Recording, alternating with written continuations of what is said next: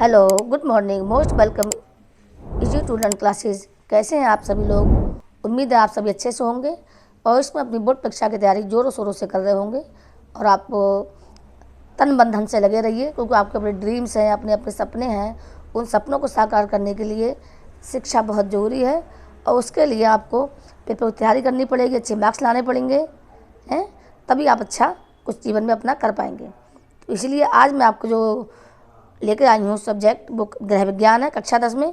इसमें मैं आपको जो बोर्ड परीक्षा के लिए उपयोगी प्रश्न हैं, जो आपके बोर्ड परीक्षा में आ सकते हैं, उनको ही पढ़ाऊँगी और इस तरह से पढ़ाऊँगी कि आपको उसको रटने की ज़्यादा आवश्यकता नहीं होगी और आप उसको पढ़ते ही पढ़ते, जैसे मैं समझाऊँगी या समझते ही समझते आप उसको आपके मन में पूरी तरह से वो आप ऐसा कर सकते हैं, आप उसको कंठस्थ तो आपके हो जाएंगे, आप उसको समझ लेंगे तो आपको अच्छे से उनको लिख पाएंगे। ठीक है, तो सबसे इसमें मैं आपके लिए जो मल्टीपल चॉइस क्वेश्चन जो आपके 20 नंबर में आएंगे वो मैं समझाऊंगी और उसके बाद मैंने कुछ नोट्स बनाए हैं, जैसा कि आप देख भी रहे होंगे। उसमें मैंने अभी बहुविकल्पीय प्रश्न लिए हैं जो आपके 10 नंबर में आएंगे। तो इस प्रकार 30 नंबर का मैं आप इस वीडियो में समझाने वाली हूँ, जो मोस्ट इंपॉर्टेंट है। और आपको आप देखेंगे कि जब आप वीडियो देख लेंगे तो आपको लगेगा कि हमें बहुत याद हो गया है। इस तरह से आप उसकी तैयारी करवाऊँगी आपके लिए। ठीक है, इसमें मैंने आपके लिए जो मल्टीपल चॉइस पहले क्वेश्चन ले रही हूँ, बहुविकल्पीय प्रश्न। ओके, ये आपके खंड का में आएंगे बहुविकल्पीय प्रश्न। तो इसमें सबसे लेंगे आप इसको जो भी निर्देश दिए हैं आपकी कॉपी, जो आपके स्टार्टिंग तो आप उसको सही से करेंगे, जो भी आपकी फॉर्मेलिटीज़ है, कॉपी पे लाइन खींचनी है, पेपर को ध्यान से पढ़ना है, ये सारे काम आपको करने हैं। तो सबसे पहले इसमें मैं क्वेश्चन लेती हूँ, मल्टीपल चॉइस है आपके जो 20 नंबर के। पारिवारिक बजट बनाने का उद्देश्य है, तो ये बजट का ही पहला प्रश्न आ गया है इसमें। तो इसका उद्देश्य क्या है? बचत करना, व्यय पर नियंत्रण, आय का ज्ञान, सभी। क्योंकि जो भी हम बजट बनाते हैं तो हमें सब चीज़ ध्यान देनी पड़ती है कि हम उसमें बचत भी करनी है, क्योंकि भविष्य के लिए कभी क्या जरूरत पड़ जाए। और आय पे नियंत्रण, जो हमारा व्यय हो रहा है, जो खर्च हो रहा है, कि ऐसा ना हो जो हमारी आय उससे ज़्यादा व्यय हो जाए, तो उस पर भी हमें नियंत्रण रखना है। और आय के साधन जो आपके स्रोत है वो क्या क्या हैं, इन चीज़ों पर हमें सब पे काम करना है, तभी हम एक अच्छा बजट बना पाएंगे। तो इसका ये ऑप्शन जो है घा, ये ऑप्शन इसका सही है, यही आपका राइट आंसर है। ओके, तो इसको हम लिखते हैं, बहुत सबसे पहले लिख लेंगे खंड का। थोड़ा सा लिख के दिखाऊंगी, पूरा तो नहीं, लेकिन स्टार्टिंग में ये खंड का है आपका बहुविकल्पीय प्रश्न।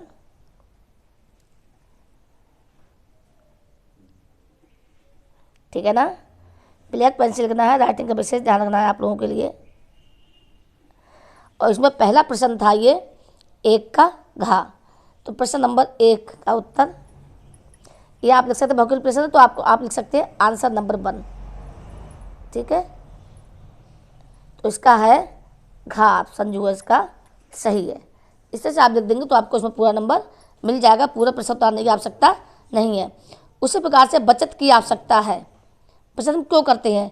मनोरंजन के लिए, बंगला खरीदने के लिए, भविष्य के आकस्मिक खर्चों के लिए। देखिए, मनोरंजन भी करना है जीवन में, बंगला भी खरीदना है, भविष्य के लिए भी अपनी आकस्मिक खर्चे हैं, बहुत सारे खर्चे हैं, इन सब के लिए हमें बचत की आवश्यकता होती है। तो इसका भी घा ऑप्शन ये ही सही ऑप्शन है। तो इसमें भी लिखेंगे आंसर नंबर 2, इसका भी घा ऑप्शन सही है। ठीक है ना। नेक्स्ट है थर्ड क्वेश्चन, सर्वोत्तम यानी सबसे बेस्ट आदर्श पारिवारिक बजट किसे माना जाता है? तो घाटे का बजट, संतुलित बजट, बचत का बजट और दैनिक बजट। देखिए, ना तो घाटे का बजट या संतुलित बजट में तो पूरा खर्चा दिखा दिया जाएगा, ना ही घाटे का बजट। सबसे जो बेस्ट होता है वो हमारा बचत का बजट होता है। जो बचत का बजट इसलिए ज़्यादा होता है कि हम अपने आने वाले भविष्य को भी कुछ ना कुछ सुरक्षित बचा कर रखते हैं। तो जो सबसे बेस्ट बजट है वो बचत का बजट सबसे ज़्यादा उत्तम माना जाता है। तो आंसर नंबर 3 है हमारा, इसका आंसर कौन सा है? गा। तो यहाँ लिख देंगे हम गा। ठीक है ना। नेक्स्ट क्वेश्चन है हमारा, आवश्यक अनुसार जल ग्रहण करने से शरीर में क्या होता है, तापमान कैसा होता है? तो देखिए, अगर हम जितनी आवश्यकता उतना ही हम जल या भोजन ग्रहण कर रहे हैं तो उससे क्या होगा, कौन सा सही रहेगा इसमें? तो सबसे पहले समझेंगे, बढ़ जाता है, घट जाता है, नियमित रहता है या अप्रभावित रहता है? अप्रभावित रहता है। तो देखिए, ना तो जब हम जल पी रहे हैं आवश्यकता अनुसार तो हमारा जो ब्लड है, जो हमारा जल का जो तापमान है जल के पीने से जो हमारा जो रहेगा वो नियमित रहेगा। नेक्स्ट हमारा 5वां क्वेश्चन है, 1 ग्राम में होते हैं 10 डेकाग्राम, 10 सेंटीग्राम, 10 डेसीग्राम और 10 मिलीग्राम। तो उसको हम समझ लेते हैं पहले जो है कि कितने होते हैं, तो ये आपको याद करने के लिए भी सुविधाजनक लगे। देखिए सबसे छोटा मिलीग्राम होता है, फिर सेंटी में एक पोएम बना ली है मैंने, milli centi deci gram, deca hecto kilogram, deca hecto kilogram, यहाँ भी आप ग्राम लगा सकते हैं, ग्राम, डेका हेक्टो किलोग्राम।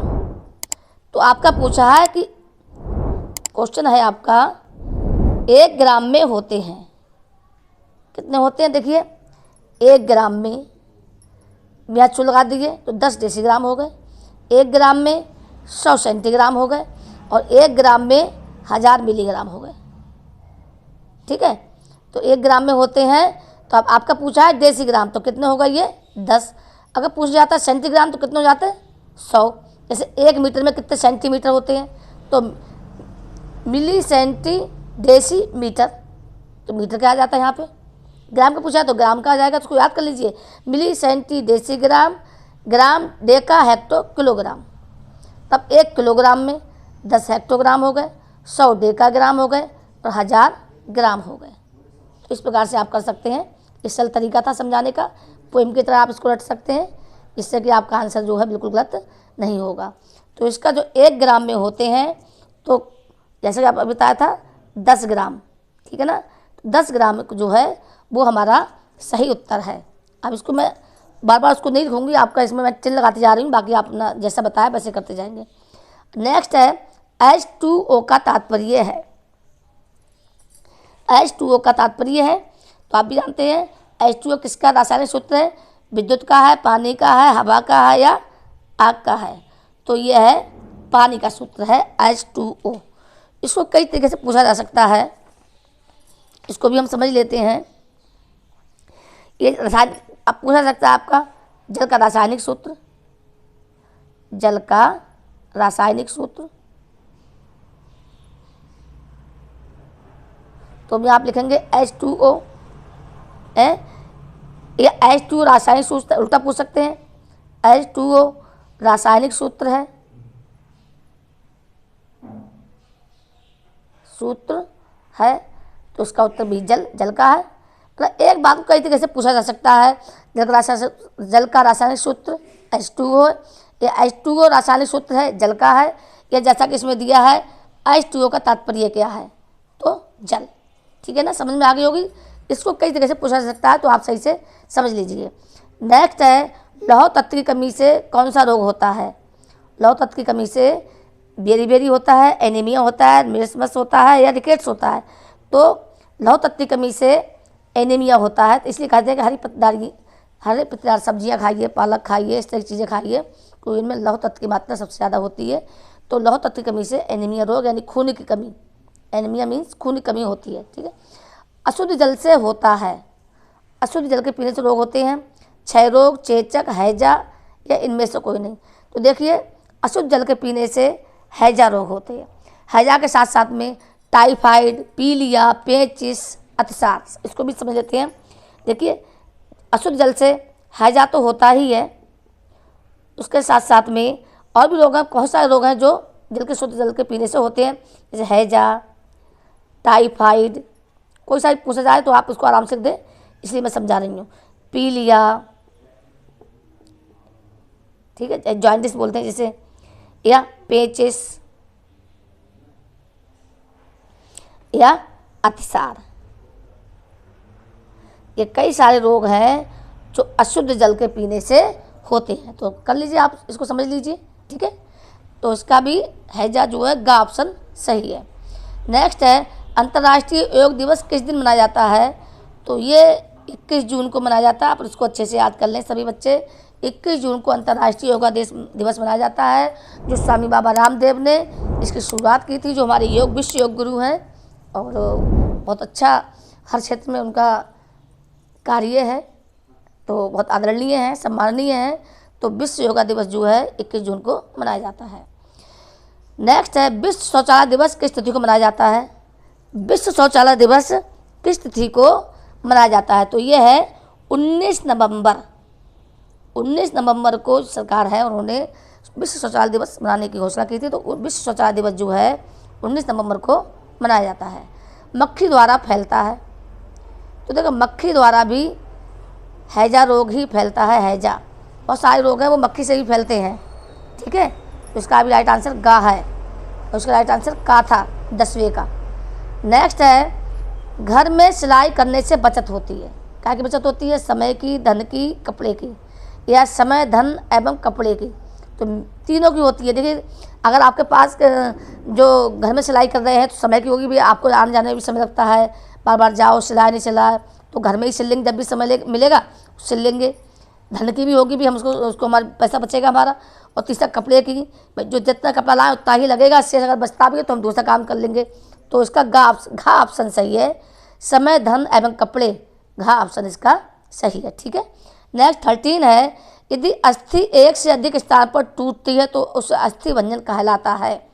तो उसे भूखंडी, कच्चा, संयुक्त या साधारण। तो भूखंडी का एक से स्थान से कहीं टूट रही है कोई चीज़ मान लो, तो भूखंडी हो गई, बहुत खंड हो गए उसके, ठीक है। तो उसका भूखंडी, इसका राइट आंसर 13 का है। आधुनिक प्रकार का ईंधन है, ठीक है। आधुनिक प्रकार का ईंधन है, कौन सा है? लकड़ी, कोयला, कंडे या गैस। जो लकड़ी पुराना है, कोयला भी पुराना ईंधन है, कंडे भी। जो गैस है, जो इसका घा ऑप्शन है, ये राइट आंसर है। आधुनिक प्रकार का ईंधन हमारा गैस है। ऊर्जा का प्रमुख साधन है। ऊर्जा किससे मिलती है हमें? तो कार्बोहाइड्रेट्स, प्रोटीन, विटामिन या खनिज लवण। तो ऊर्जा मिलती है हमारे लिए वो कार्बोहाइड्रेट से मिलती है, ठीक है। नेक्स्ट है घर की बचत करने के लिए इनमें से सबसे अच्छा विकल्प है डाकघर, बैंक, दोनों, यानी ये दोनों, काघा दोनों, या निजी एजेंसी। तो सबसे बेस्ट जो विकल्प है वो हमारा दोनों वाला, यानी हमारा डाकघर भी बचत के लिए बेस्ट है और बैंक भी है। तो कहीं भी आप इसका यूज कर सकते हो। तो उसका गा ऑप्शन का और खा राइट आंसर है।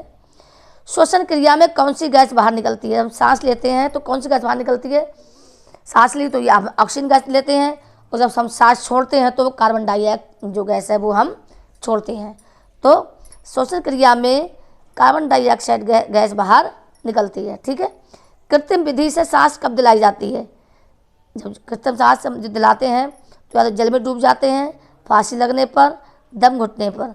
तीनों अवस्था में देखिए हमारी दम घुट रही है, हम जैसे जल में डूब गए तब भी हमें सांस नहीं आती है, पानी भर जाता है पूरा बॉडी में, या फांसी लगाने पे भी सेम कंडीशन। तो हमारा ये तीनों अवस्थाओं में हम जो घा ऑप्शन इसका सही है, कृत्रिम सांस लेने की जरूरत होती है। नेक्स्ट इसका है बर्फ़ की टोपी का प्रयोग किया जाता है। बर्फ़ की टोपी तेज जोर में, तीव्र वेदना में, हड्डी टूटने में, या मोच आने में।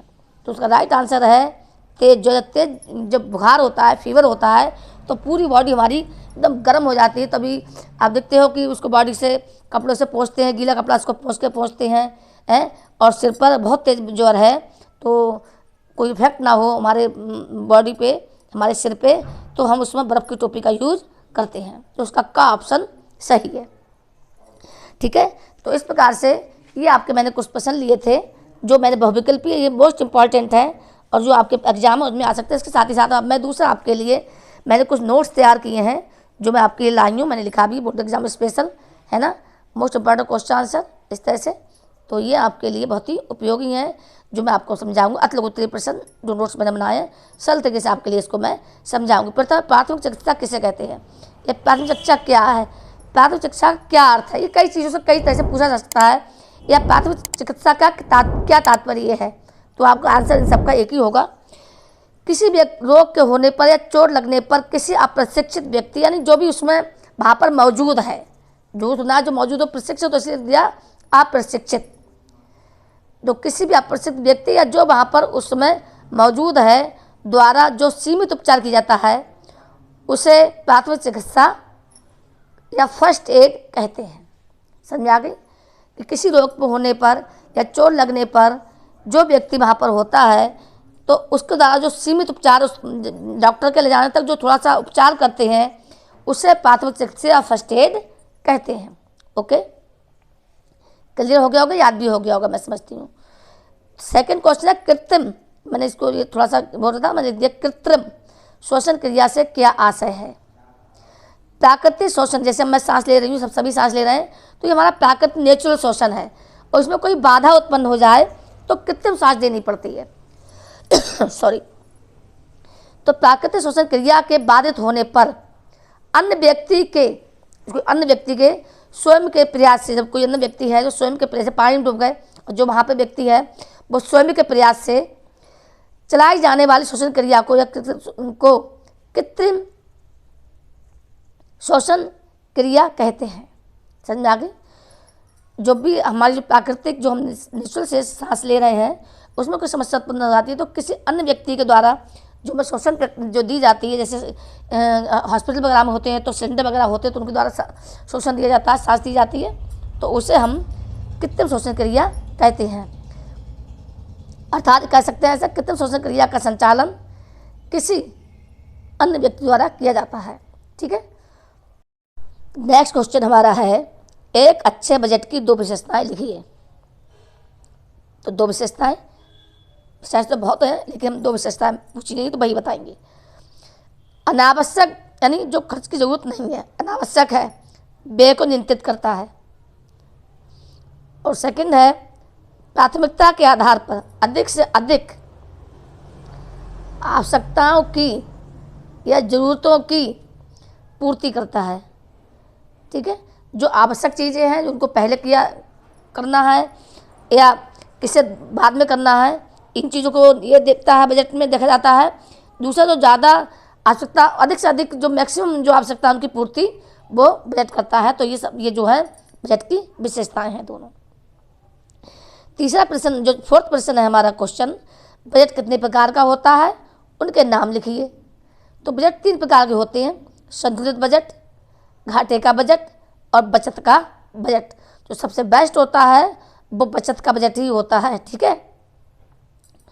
नेक्स्ट है, बचत के मुख्य 4 उद्देश्य बताइए, या बचत के 2 लाभ बताइए। एक ही बात है, जिसे मैंने दोनों को काम में शामिल कर दिया है। बचत के मुख्य उद्देश्य क्या है या बचत से लाभ क्या क्या होते हैं। तो बचत के 4 उद्देश्य या लाभ, जैसे मैंने दोनों डाल दिया है आपको, अब जब पूछा जाए वही लिखना है आपके लिए, लेकिन मैंने इसमें दोनों डाल दिए हैं। तो वृद्धावस्था में आर्थिक सुरक्षा, जब हम बचत करेंगे तभी तो हमारी कभी भाई हर व्यक्ति यंग जो सारे जो हैं जीवन के चक्कर में उसमें व्यक्ति गुजरता है। तो आज हम यंग हैं, कल को हम वृद्ध भी होंगे, तो हमारी अपनी सुरक्षा के लिए, अपनी आर्थिक सुरक्षा के लिए भी बचत जरूर करनी चाहिए। तो वृद्धावस्था में आर्थिक सुरक्षा। नंबर 2, बच्चों के विवाह की सहायता के लिए है। आकस्मिक व्यय को कभी कभी अचानक खर्चे जाते हैं, आकस्मिक खर्चे जाते हैं, उनको पूरा करने के लिए। या आरामदायक आवश्यकताओं की पूर्ति में सहायक, तभी हमें आरामदायक, अपने आराम के लिए भी, आवश्यकताओं की पूर्ति के लिए भी बजट की आवश्यकता होती है। तो इस प्रकार से ये 4 मुख्य उद्देश्य या लाभ होते हैं बचत के बजट को बनाने के लिए। ठीक है, बचत को करने के लिए। नेक्स्ट है हमारा प्रश्न, वाहक चेक किसे कहते हैं। ठीक है, वाहक चेक किसे कहते हैं, इसके लाभ बताइए। वाहक चेक भी, चेक कई प्रकार के होते हैं, तो अब यहाँ पूछा है वाहक चेक। वाहक चेक उस चेक को कहते हैं जिसे ले जाकर कोई भी व्यक्ति बैंक से नगद पैसे ले सकता है।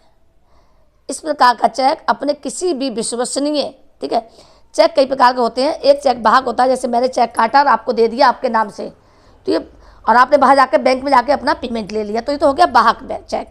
ठीक है, तो वाहक चेक यानी इस चेक को कहते हैं जिसे ले जाकर कोई भी व्यक्ति बैंक से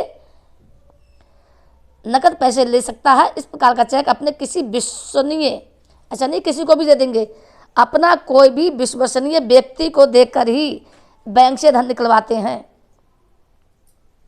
ठीक है, व्यक्ति को देकर बैंक से धन निकलवाया जा सकता है।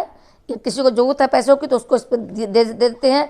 हमें स्वयं को जरूरत है पर हम जा नहीं पा रहे हैं, हमने उसका नाम चेक काट दिया तो उस पर से उसको पैसा मिल जाएगा। ठीक है, तो ये होता है वाहक चेक। दूसरा होता है रेखांकित चेक। रेखांकित चेक कैसे कहते हैं, तो बैंक के उस चेक को रेखांकित अथवा क्रॉस चेक कहा जाता है जिसमें चेक के बाईं ओर 2 समांतर रेखाएं खींच दी जाती हैं। इस चेक का पैसा प्राप्तकर्ता केवल अपने खाते में ही जमा कराकर प्राप्त कर सकता है। इस चेक का नकद भुगतान नहीं किया जाता है। इस चेक द्वारा किया गया लेन देन सुरक्षित माना जाता है। मान लो कोई चेक है, मान लेते हैं ये चेक है, ठीक है, ये कोई चेक मैंने काट के दे दिया। तो चेक जो होता है उसमें अमाउंट सब लिख दिया जाता है और जिसका बैंक में खाता हो उसी को ही चेक दिया जाता है। तो इस प्रकार से यहाँ पे कोने पे उस चेक में लाइनें खींच जाती है, यानी रेखांकित कर दिया जाता है। ऐसे रेखांकित चेक कहते हैं और उसका सारा पैसा है वो अकाउंट में ही जाता है। इसे अकाउंट पे ही चेक भी कहा जाता है या रेखांकित चेक भी कहते हैं, ठीक है। तो उसको आप अच्छे से कर लीजिए, ठीक है। दूसरा है हमारा प्रश्न, इसको कर लेना सही से, नोट कर लीजिएगा। नेक्स्ट है हमारा निर्जलीकरण से क्या तात्पर्य है। उल्टी एवं दस्त की स्थिति में शरीर में से अधिक मात्रा में जल निकल जाता है, ठीक है। तो कभी देखते हैं आप उल्टी दस्त होते हैं तो बहुत सारा उल्टी में भी निकल रहा है, दस्त हो रहा है बार बार, तो शरीर का सारा पानी इससे निकल जाता है। तो इस स्थिति को निर्जलीकरण कहते हैं। समझ में आ गई होगी। उल्टी एवं दस्त की स्थिति में शरीर से अधिक मात्रा में जल निकल जाता है तो इसे निर्जलीकरण कहा जाता है। ये स्थिति अपने आप में बहुत ही घातक हो सकती है। इसके बचाव के तुरंत उपाय करने चाहिए और रोगी को और बचाव क्या करना चाहिए इसका तो यहाँ ही हो गया पूरा कि निर्जलीकरण से क्या तात्पर्य है। तो उल्टी दस्त की स्थिति में शरीर में अधिक से अधिक मात्रा में जो जल निकल जाता है इस स्थिति को निर्जलीकरण कहते हैं। प्रश्न पूरा हो गया, हो जाता है इसमें क्या देना चाहिए। तो इसकी से बहुत भयावह स्थिति होती है इसकी और इसमें बचाव कर तुरंत उपाय करने चाहिए ये। और इसमें रोगी को उबले पानी को ठंडा करके उसमें चीनी, नमक और चुटकी भर खाने का सोडा तथा नींबू का रस मिलाकर पीने को देते हैं। ये बहुत ही ज़्यादा लाभदायक रहता है रोगी के लिए। तो ये निर्जलीकरण आप समझ गए होंगे। नेक्स्ट क्वेश्चन हमारा है श्वसन तंत्र के 3 मुख्य अंगों के नाम लिखिए। श्वसन तंत्र जिससे हम सांस लेते हैं तो क्या क्या होते हैं। हमारी नाक से हम सांस लेते हैं, नाक श्वास नली से जाती है और फेफड़ों में पहुँचती है। 3 अंग हो गए। सांस कहाँ से ली हमने, नाक से ली, और जो हमारी श्वास नली है उसमें पहुँचते हुए फेफड़ों में जो हमारे 2 फेफड़े होते हैं उनमें पहुँच जाती है। तो इस श्वसन तंत्र के 3 मुख्य अंग हैं, ठीक है। किन्हीं 4 संक्रामक रोगों के नाम बताइए। मैंने यहाँ पे उन रोगों के नाम के साथ साथ उनके वायरस या जो जीवाणु विषाणु उनके बारे में मैंने लिखा है। तो चेचक, तपेदिक, हैजा और म्यादी बुखार, ये तो 4 संक्रामक रोग हो गए हमारे। अगर आपको पूछ जाए तो रोग हमारे हो गए चेचक, तपेदिक यानी टीबी ट्यूबरकुलोसिस जिसे बोलते हैं, हैजा और म्यादी बुखार टाइफाइड इसे बोलते हैं, ठीक है। अच्छा बोलते हैं चेचक। चेचक का जो वायरस है वो बेरियोला, इसको याद कर लीजिए।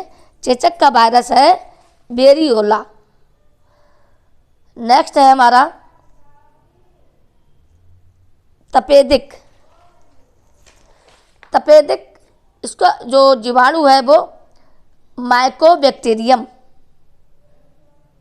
ओके। तो उसको भी आप याद कर लीजिए, को भी पूछा जा सकता है आपका 1 नंबर में। तपेदिक का जो जीवाणु है वो है माइकोबैक्टीरियम, ओके। नेक्स्ट है हमारा हैजा, इसे कालाई बोलते हैं और इसका जो जीवाणु है वो विब्रियो कॉलेरी है। और इसको जो मक्खी जो बता चुके हैं कि पहले भी क्वेश्चन पूछा सकता है, ये मक्खी से भी हैजा जो रोग फैलता है। और नेक्स्ट हमारा है म्यादी बुखार, इसे टाइफाइड बोलते हैं, मोतीझरा। और इसका जीवाणु है वो साल्मोनेला टाइफी है। तो उसको आप अच्छे से याद कर लीजिए, ये आपके 1-2 नंबर में पूछा जा सकता है, ठीक है। और चेचक हैं, चेचक के लिए तो शीतला, बड़ी माता, स्मॉल पॉक्स, कैसे पूछ सकता है। चेचक भी कहते हैं, शीतला भी बोलते हैं, बड़ी माता भी बोलते हैं और स्मॉल पॉक्स भी बोलते हैं। तो उसको अच्छे से कर लीजिए, ठीक है। नेक्स्ट है शरीर के लिए भोजन क्यों आवश्यक है, हम खाना क्यों खाते हैं। तो जीवित प्राणियों के लिए भोजन करना अनिवार्य है। तो ये प्रश्न है कि हमें भूख लगती है, तो भूख क्यों लगती है, तो उसको समझते हैं। तो जीवित प्राणियों के लिए भोजन करना आवश्यक, सभी जितने भी जीवित प्राणी सबके लिए भोजन की जरूरत पड़ती है, अनिवार्य है। शरीर की वृद्धि एवं विकास के लिए, ऊर्जा प्राप्त करने के लिए, रोगों से मुकाबला करने के शक्ति प्रदान करने के लिए तथा नियमित रूप से भूख शांत करने के लिए भोजन करना आवश्यक है। एक नहीं, कई सारे जिसमें बिंदु हो गए, ठीक है ना। क्या क्या हो गए? शरीर की वृद्धि के लिए, वृद्धि विकास के लिए, ऊर्जा प्राप्त करने के लिए यानी एनर्जी के लिए, रोगों से मुकाबला के लिए, रोगों से लड़ने की क्षमता भी हमें भोजन से ही मिलती है, और नियमित रूप से भूख जो हमें लगती है उसको शांत करने के लिए भोजन ग्रहण करते हैं। नेक्स्ट है भूनने और सेकने में क्या अंतर है? भाई आपको दोनों चीज़ में तो, दोनों में तो खाना पकता है, तो भूनने सेकने में बहुत अंतर है। भूनते समय वस्तु आग के प्रत्यक्ष संपर्क में नहीं आती। जैसे हमने कोई चीज़ भूनते तो हम सीधे आग में रख दी, उसको पहले आग बनाते हैं, उसमें रखते हैं हम भूनने की कोई चीज़। जैसे हमें शकरकंदी भूननी है, आलू भूनने हैं या कुछ ऐसी चीज़ भूननी है, तो हम पहले आग बनाएंगे, उसके अंदर उसमें उसको रखेंगे, और ठीक है, संपर्क में उस धाक संपर्क नहीं लाते आग के, बल्कि उसको बना के उसमें रखते हैं।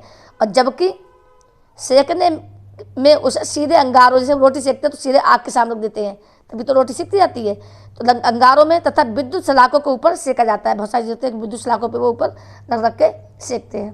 तो भूनते समय वस्तु आग के डाक संपर्क में नहीं आती है, ठीक है, और जबकि सेकते समय जो आग है वो डाक संपर्क में आती है। ये इसका, ठीक है, क्लियर हो गया होगा। अब मैंने एक प्रश्न ले लिया गणित का। 12 कुर्सियों का मूल 504 रुपये है, एक कुर्सी का मूल्य ज्ञात कीजिए। मैं लिखा है भी है, उसको दोबारा भी मैं कर देती हूँ कि 12 कुर्सियों का मूल्य 504 रुपये है। तो 12 कुर्सियों का मूल्य, इसके इस तरह के आपके यहाँ सरल सवाल पूछ जा सकते हैं। 12 कुर्सियों का मूल्य कितना है? 504 रुपये। अब वो ये पूछ रहे हैं कि एक कुर्सी का मूल्य ज्ञात कीजिए, इसलिए ये एक बिंदु तो नीचे इसको होते हैं, इसलिए एक कुर्सी का मूल्य बराबर 504 को हम एक कुर्सी का मूल्य निकाला तो 12 कुर्सियों का 504, तो हम 12 से भाग दे देंगे। तो हम रफ्कारी चाहे तो कर सकते हैं अलग से, तो डायरेक्ट भी कर सकते हैं, लेकिन आपको समझाना डिटेल में है। तो 12 से 504 को हम भाग दे देंगे, यहाँ लिख देंगे रफ्कारी। वहीं पर कर सकते हैं आप इसको इस तरह करके। तो 12 चौक 48, यहाँ 2 बचा, यहाँ 5, यहाँ देंगे 2.5 लो 10, 10 में 8 गया 2, यहाँ गया 4, चाहे कुछ नहीं बचेगा, अगली संख्या उतार लेंगे हम 4, ये वाली, ठीक है। और ये 24 का 12 दूनी 24, तो यहाँ 4 में कुछ नहीं बचा, यहाँ भी कुछ नहीं बचा, कितना आया? 42 रुपये। तो एक कुर्सी का मूल्य हो गया 42 रुपये। ऐसे भी सकते हैं, रुपये का ही प्रतीक है ये, और यह आप इस तरह से भी 42 रुपये आंसर है, ठीक है। तो इस प्रकार से ये आपका हो गया। तो इस प्रकार से मैंने 13 बहुविकल्पीय प्रश्न लिए थे जो आपने अच्छे से कर लिए होंगे।